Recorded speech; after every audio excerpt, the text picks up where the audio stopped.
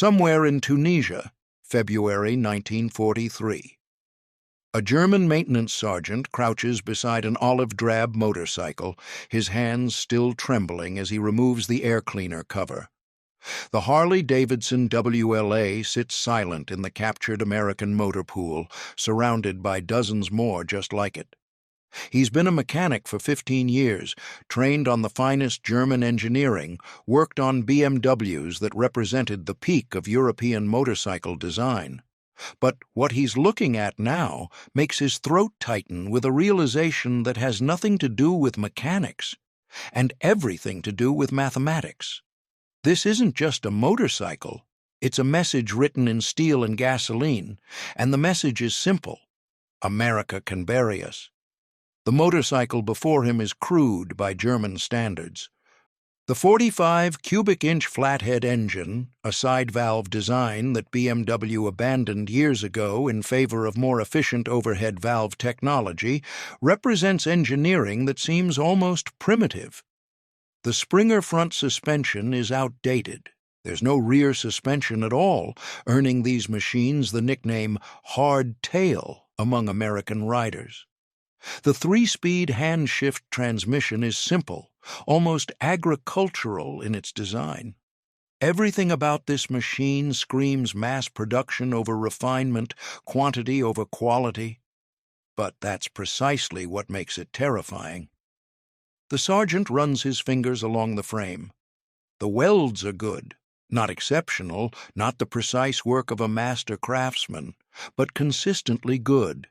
The paint is thick and even. The components fit together with tolerances that suggest proper tooling and quality control. This motorcycle was built fast, but it was built right. And then he sees the manufacturer's plate, serial number 42 WLA 43576. The 42 designation means production year 1942, even though this machine might have rolled off the assembly line in 43.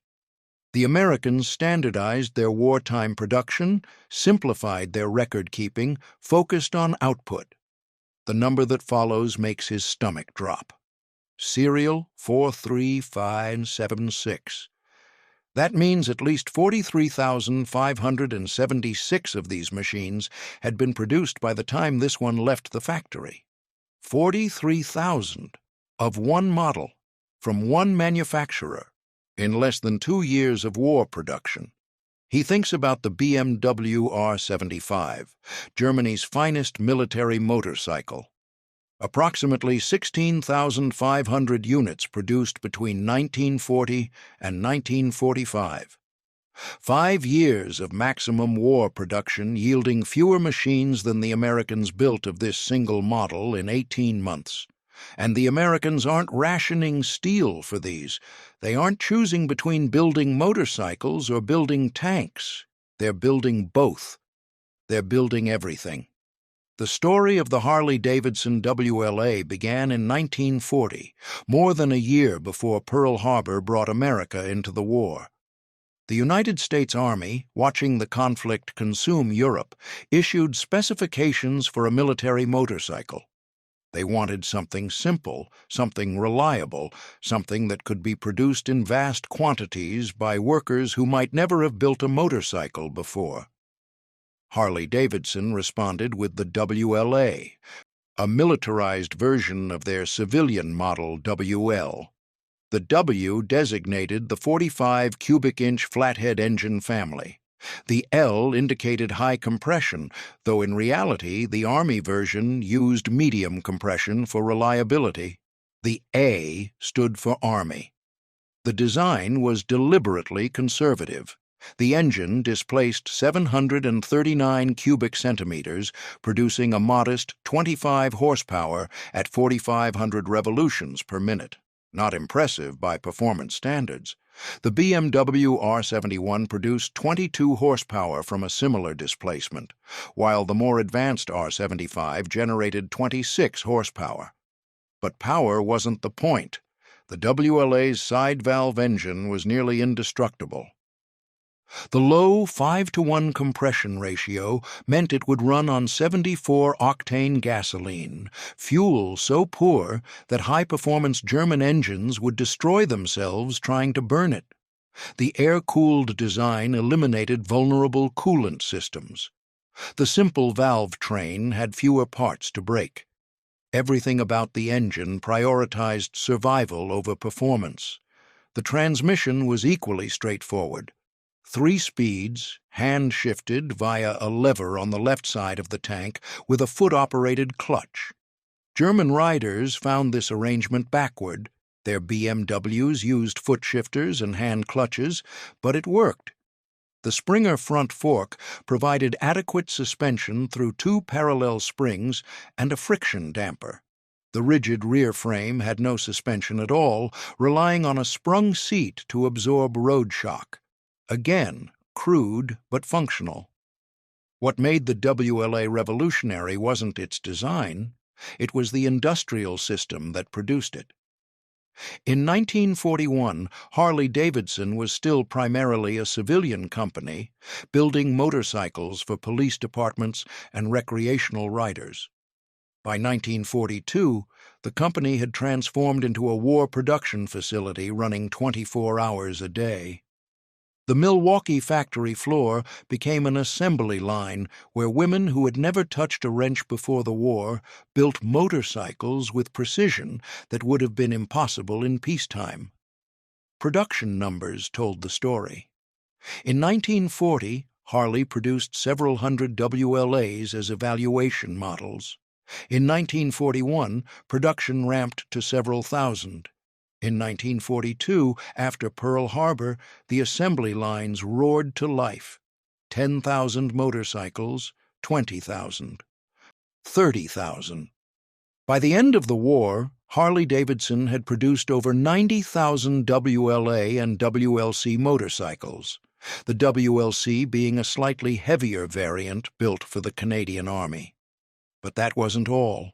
The company also manufactured enough spare parts to build an additional 30,000 motorcycles, complete inventories of engines, transmissions, frames, wheels, and every component necessary to keep these machines running in combat conditions for years. For this achievement, the United States War Department awarded Harley-Davidson the Army-Navy E Award for Excellence in Wartime Production, twice. First in 1943, then again in 1945. The ceremony was elaborate, with high-ranking officers present, aircraft flying overhead in formation. Workers received small pins to wear on their lapels, marking them as soldiers of the production line. This wasn't propaganda, it was recognition of an industrial miracle. The WLA's simplicity enabled this production surge. Each motorcycle required approximately 3,000 individual parts, a fraction of what a B-24 Liberator bomber needed, but still a complex assembly. Yet the design allowed for rapid training of new workers. A woman who had been a secretary or a shop clerk 6 months earlier could learn to install engines or wire electrical systems in a matter of weeks. The tolerances were forgiving enough that minor variations in component manufacturing didn't cause problems. Everything was designed for what modern engineers would call ease of assembly. Quality control was surprisingly rigorous. Despite the pace of production, each WLA underwent testing before acceptance by military inspectors. The Army rejected machines that didn't meet specifications, forcing corrections and maintaining standards even during the production surge. The rejection rate remained low, suggesting that the simplified design worked as intended, building quality through smart engineering rather than intensive craftsmanship. Then came distribution. Over 30,000 WLAs went to the Soviet Union under Lend-Lease agreements. Thousands more went to Britain, Canada, China, India, South Africa, and other allied nations. American forces received the remainder, deploying them across every theater of war from the European theater of operations to the Pacific Islands, from North Africa to China, Burma, India. The WLA became the most widely distributed American motorcycle in history, serving in climates ranging from Arctic cold to tropical heat, from desert sand to jungle mud. Back in Tunisia, the German sergeant has moved beyond the first motorcycle. He's inspecting the motor pool, counting machines. 73 WLAs in this depot alone. 73 motorcycles that represent maybe 3 days of American production. He thinks about the industrial capacity required to build these machines and ship them across the Atlantic Ocean, across thousands of miles of submarine-infested waters, and then distribute them to forward units.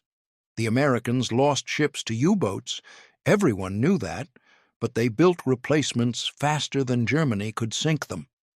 These motorcycles crossed the ocean in cargo holds, packed and crated, arriving in North Africa to support operations thousands of miles from their manufacturing plant. The sergeant examines a maintenance log left behind during the American retreat. The WLA in question has 3,200 miles on the odometer. The maintenance record shows regular oil changes, 1 clutch adjustment, 2 sets of spark plugs, 1 carburetor cleaning.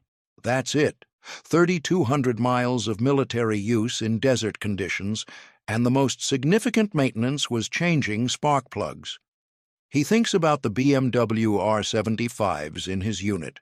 Magnificent machines with overhead valve engines, 4-speed transmissions with reverse gear, shaft drive to both rear wheel and sidecar wheel, differential, transfer case for low-range gearing.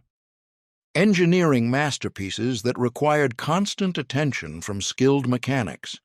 The R75 could handle terrain the Harley couldn't touch, could carry heavier loads, could outperform the American bike in almost every measurable way. But it needed trained mechanics, specialized tools, steady supplies of spare parts, and most critically, time. Time the Wehrmacht didn't have. The German military had started the war with approximately 150 motorcycle manufacturers ready to supply machines. The shell program rationalization reduced that to 30 before the war began. By 1940, heavy motorcycle production concentrated in just 2 companies, BMW and Zundap. Total production of the BMW R75 from 1940 to 1945, approximately 16,500 units. Total production of the Zundap KS750 in the same period, approximately 18,700 units. Combined German heavy motorcycle production, around 35,200 machines. American production of just the WLA, over 90,000, plus parts for 30,000 more. The mathematics was brutal. For every German heavy motorcycle built, the Americans produced 3 Harley-Davidsons. But the disparity went deeper than simple numbers. The Germans were building their motorcycles using skilled labor, precision tooling, and materials increasingly scarce as the war continued.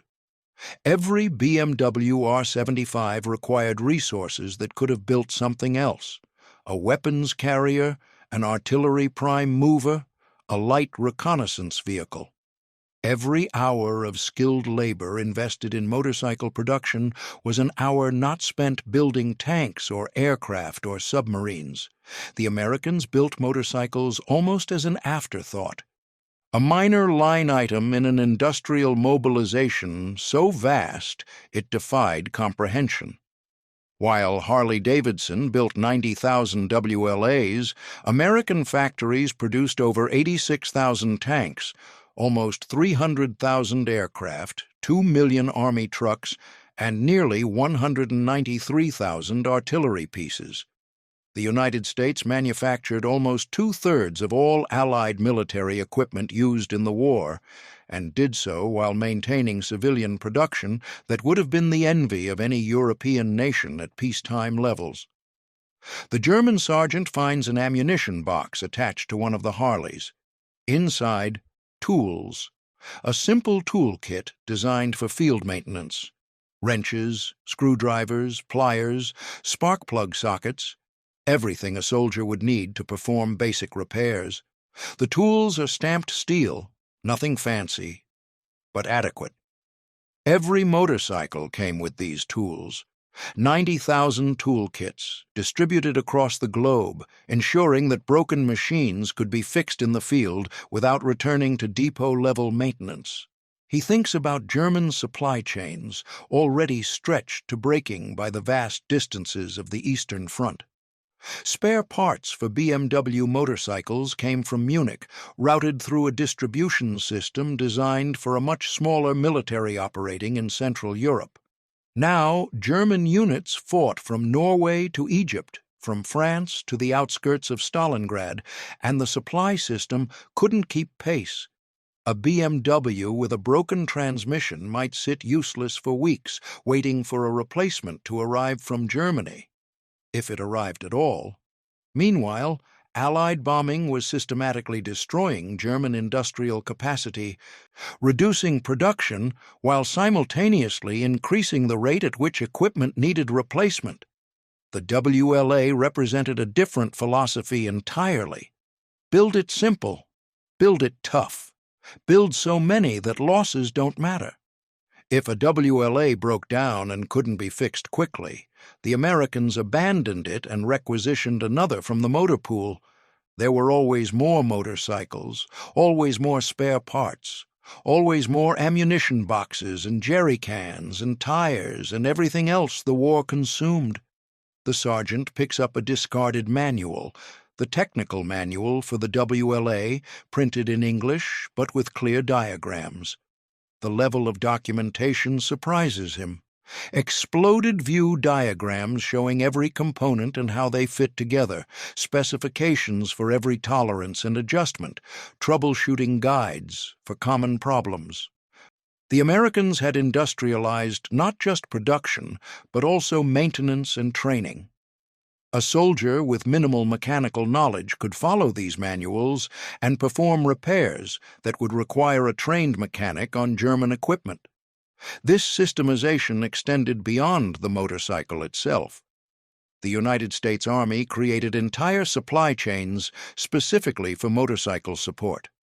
Spare parts were categorized, cataloged, and distributed through a depot system that ensured forward units received what they needed. When units requisitioned parts, those parts arrived, maybe not immediately, but they arrived. The system wasn't perfect, but it worked at a scale the German military couldn't match. Back in Germany, engineers and designers had created magnificent machines. The BMW R75, with its innovative three-wheel drive system, could climb obstacles that would stop the Harley cold. The Zundap KS 750, with its similar capabilities, proved equally impressive in testing. Both motorcycles represented the peak of pre-war German engineering prowess, but magnificence required resources Germany didn't have. The Germans tried to compensate through cleverness. In August 1942, BMW and Zundap agreed to standardize parts between their motorcycles.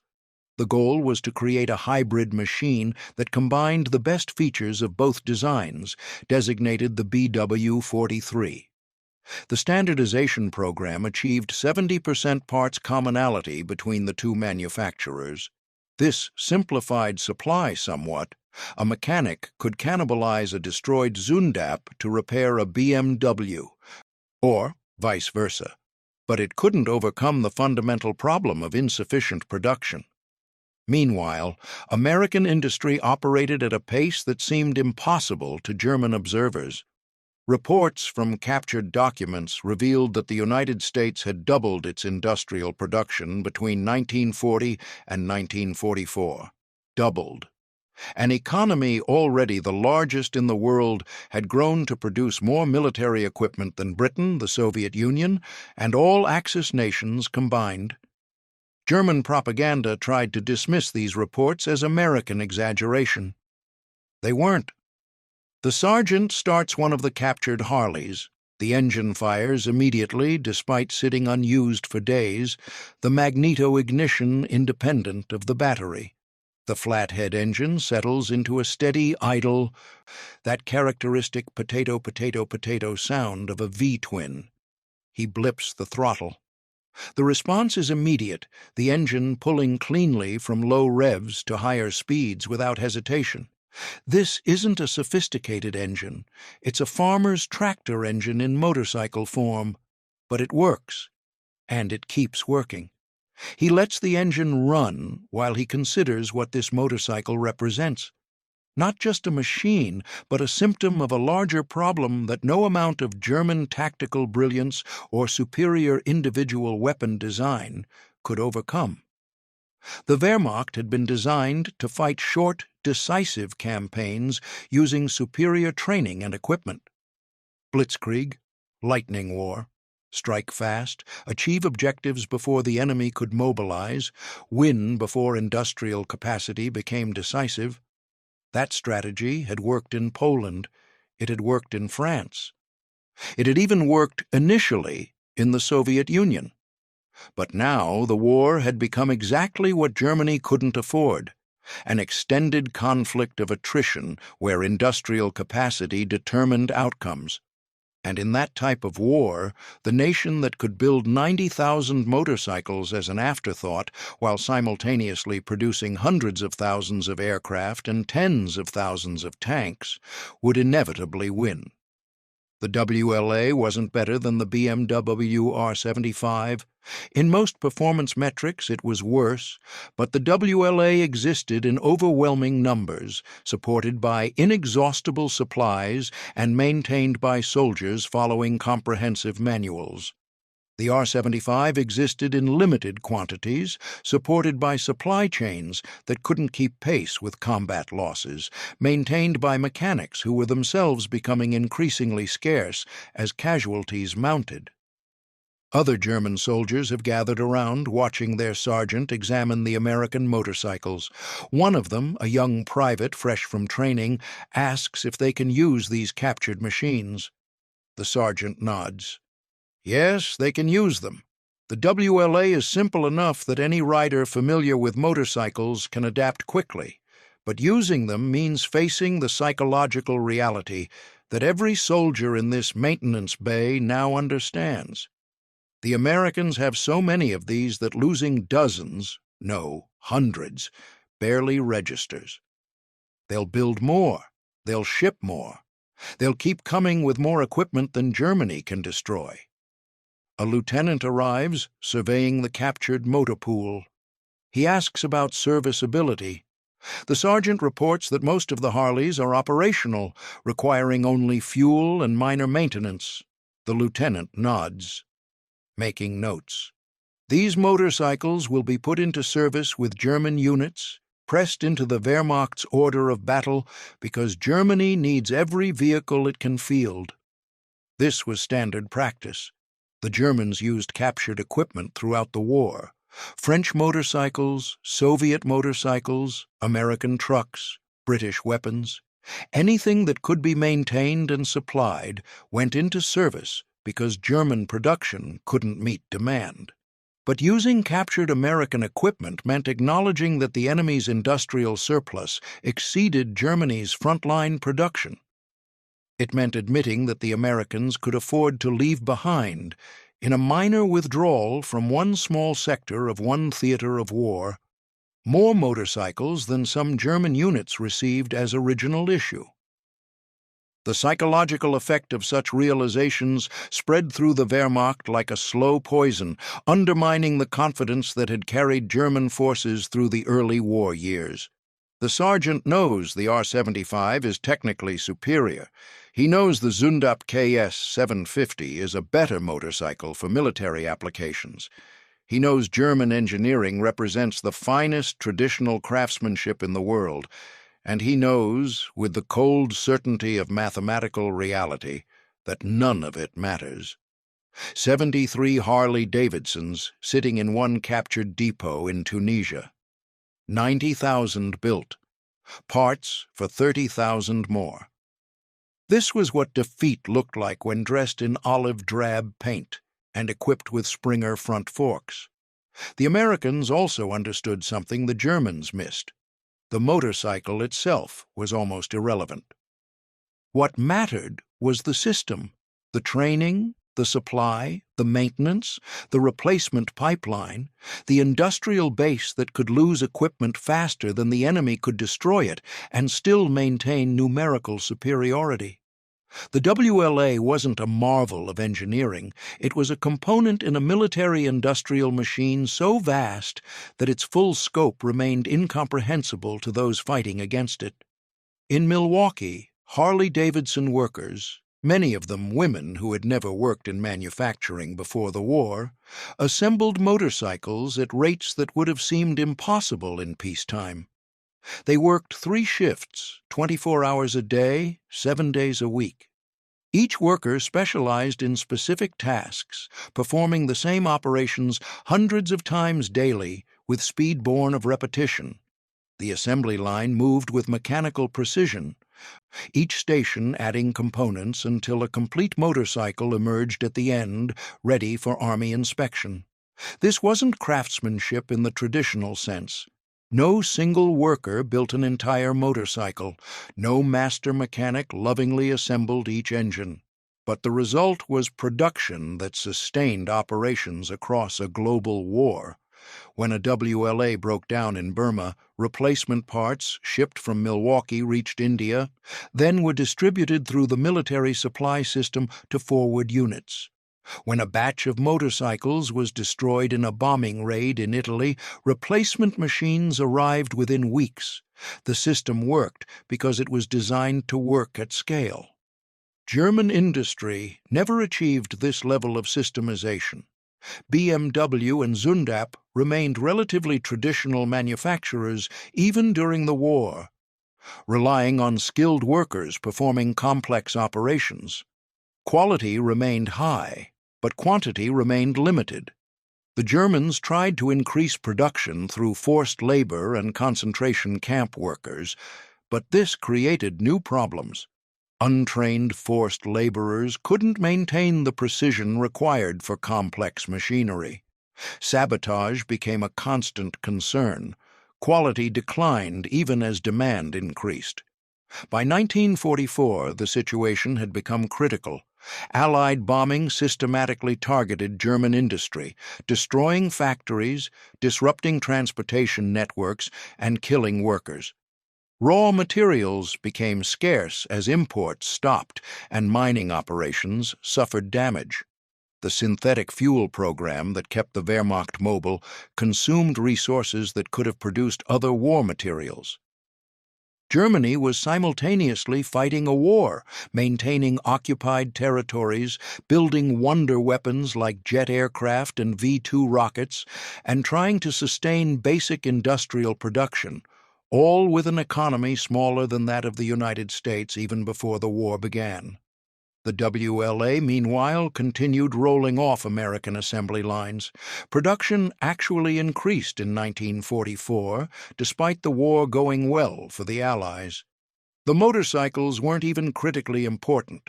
American forces preferred jeeps for most roles, and the WLA served mainly in military police, courier, and escort duties. But the Americans built them anyway because they could. Because the industrial capacity existed, because workers were trained, because supply chains functioned, because the system could produce motorcycles while simultaneously producing everything else the war required. In Tunisia, the German sergeant shuts down the captured Harley. The engine dies with a final cough, leaving silence in the motor pool. He looks at his fellow soldiers, sees the same understanding reflected in their eyes. They've all done the mathematics. They all understand what these motorcycles represent. Some wars are won by bravery, some by tactical brilliance, some by superior weapons or better training. This war would be won by industrial capacity, by the side that could build more, ship more, replace more, sustain more, and standing in this motor pool surrounded by 73 mass-produced American motorcycles, Every German soldier present knows which side that is. The story doesn't end in Tunisia. WLA motorcycles served in every theater of war. They liberated towns across France, Belgium, and the Netherlands, earning the nickname Liberator from grateful civilians who saw them ridden by Allied soldiers. They hauled radio equipment across Pacific islands. They carried messengers through Italian mountains. They escorted convoys in India and patrolled streets in China. Wherever American forces operated, the WLA followed, not because it was the best motorcycle ever built, but because there were enough of them to equip an entire global military force. After the war ended in 1945, the remaining production orders were canceled. Surplus WLAs flooded the civilian market, selling for a fraction of their production cost. Young American soldiers returning home bought them, stripping off military equipment and customizing them for civilian use. These modified motorcycles became the foundation of post-war motorcycle culture, leading to the chopper movement and the rise of motorcycle clubs. The WLA's abundance made motorcycling accessible to an entire generation. Many of those surplus motorcycles ended up in the Soviet Union, which had received over 30,000 under Lend-Lease. These machines, preserved during the Cold War in a country with limited access to Western parts and no customization culture, survived in near-original condition. Today, former Soviet countries are major sources of WLA parts and restoration projects, their motorcycles preserved by the same circumstances that made them seem expendable during the war. The production achievement represented by the WLA extended far beyond motorcycles. It demonstrated what American industry could accomplish when fully mobilized. The same principles that enabled Harley-Davidson to build 90,000 motorcycles enabled Ford to produce one B-24 Liberator bomber every 63 minutes at Willow Run, enabled Kaiser shipyards to launch Liberty ships faster than Germany could sink them, enabled American factories to produce more aircraft in 1944 alone than Japan produced during the entire war. This was the arsenal of democracy in action, not a slogan, but a reality built on assembly lines running 24 hours a day, powered by workers who might have been teachers or shop clerks or homemakers before the war. They learned new skills, adapted to industrial work, and sustained production that buried the Axis powers under an avalanche of equipment. The Germans built superior individual weapons. The Japanese showed remarkable ingenuity in resource-constrained designs, but neither could match American volume. The BMW R75 remained a magnificent motorcycle. The Zundap KS 750 performed admirably in harsh conditions. Both represented the peak of their era's engineering. But by 1945, BMW had built fewer than 17,000 R75s. Zundap built fewer than 19,000 KS 750s.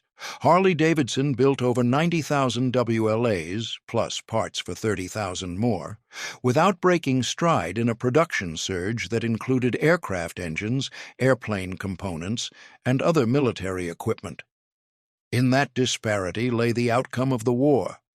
Not determined by any single battle or campaign, but by the accumulated weight of industrial production that eventually crushed Axis resistance through sheer material superiority. Germany fought brilliantly, often achieving tactical victories against numerically superior forces. But brilliance has limits. Resources don't. At least not when you're America in 1944, with factories running at double their pre-war capacity and supply ships crossing the oceans in convoys so large they stretched to the horizon.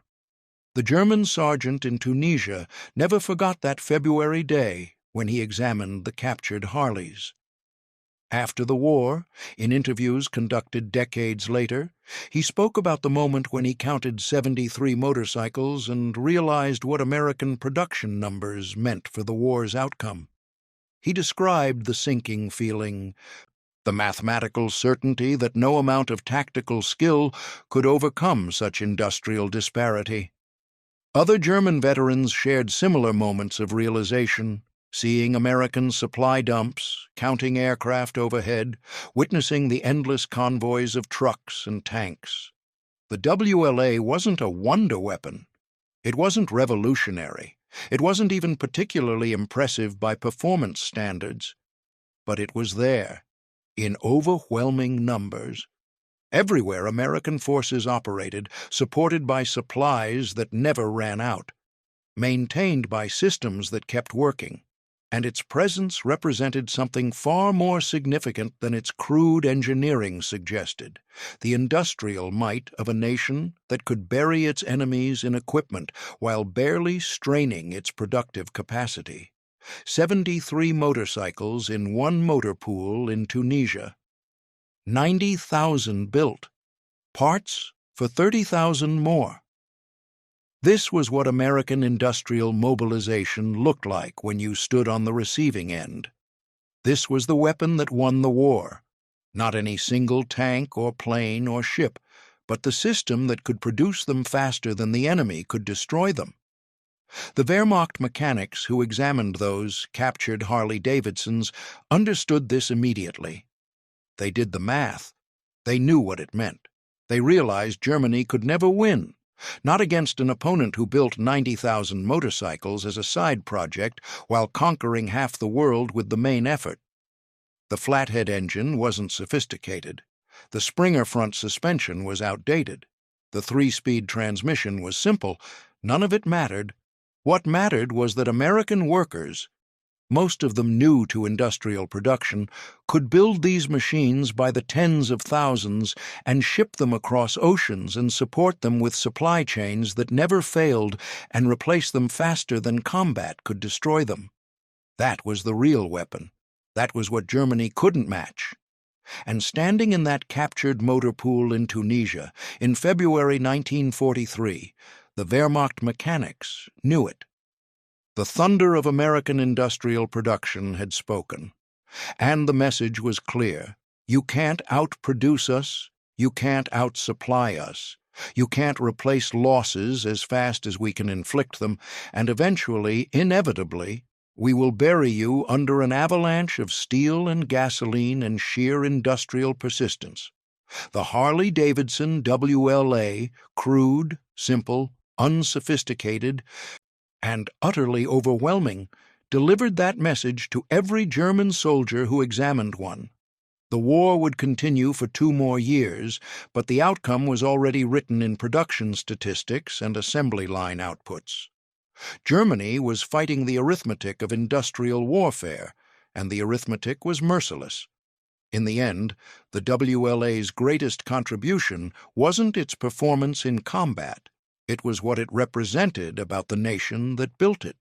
A country that could produce 90,000 motorcycles while simultaneously building hundreds of thousands of aircraft and tens of thousands of tanks possessed industrial capacity beyond anything Germany could counter. The captured Harley-Davidsons sitting in that motor pool weren't just motorcycles. They were evidence. They were proof. They were the mathematical certainty of defeat written in mass-produced American steel, and the Wehrmacht mechanics who examined them knew with cold clarity exactly what they were looking at.